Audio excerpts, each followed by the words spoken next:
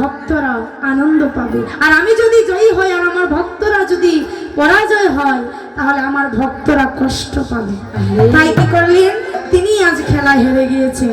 ওই আজি হারুয়া কানাই আজি হারিয়া গেল। মায়া উদয় করে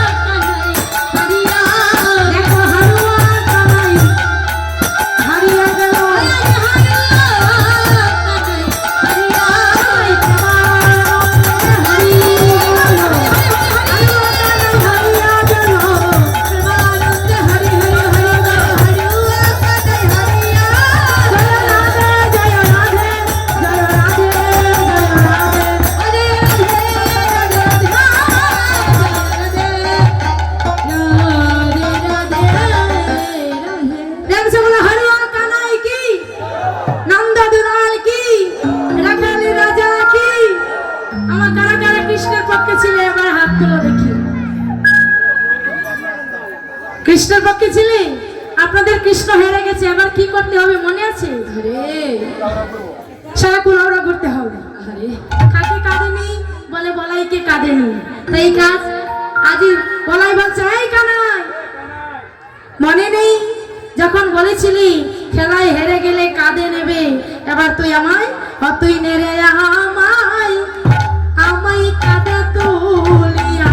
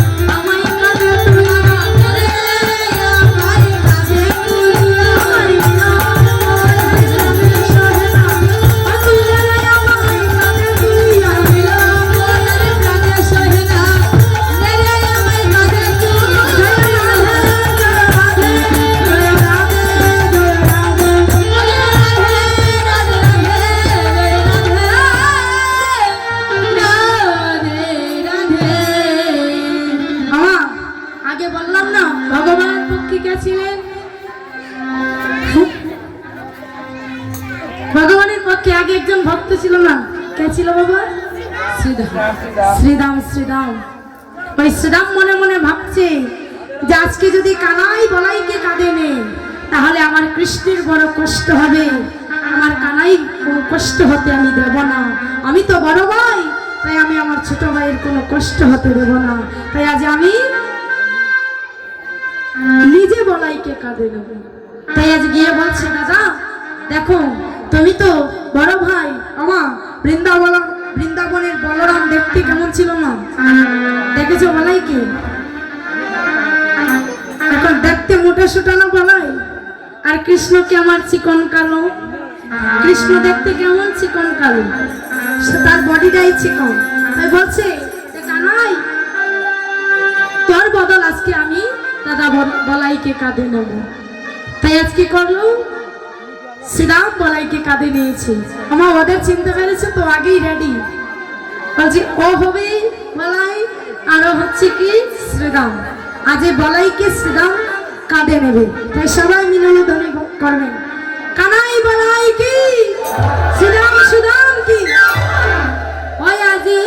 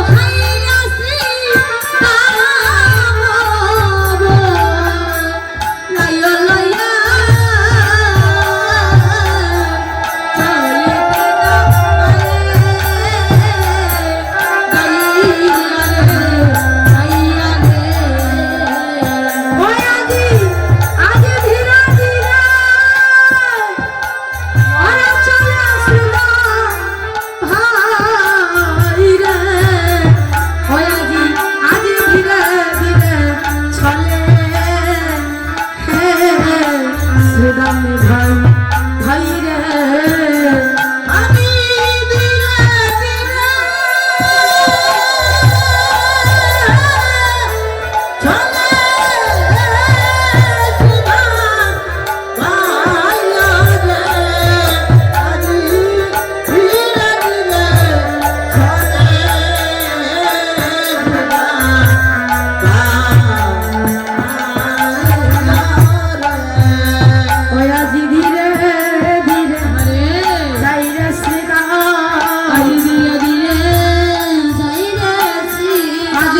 ধীরে চলে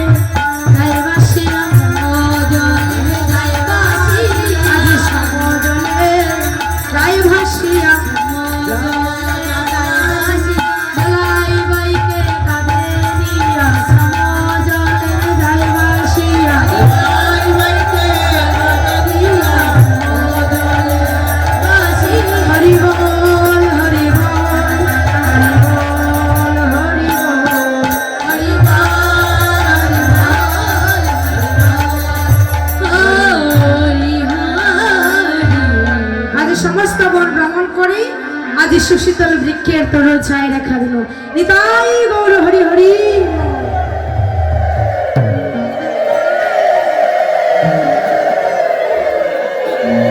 আজ যখন খেলা সমাপ্ত হয়েছে এমন সময় সকলে রাখালগণ আজ কি করলো, কানাইকে ডেকে বলছে, কানাই তুই তো আমাদের রাখাল রাজা, তাই এই মধ্যাহ্ন সময় আমরা সবাই খোদায় কাতর, তুই আমাদের খাবারের ব্যবস্থা কর।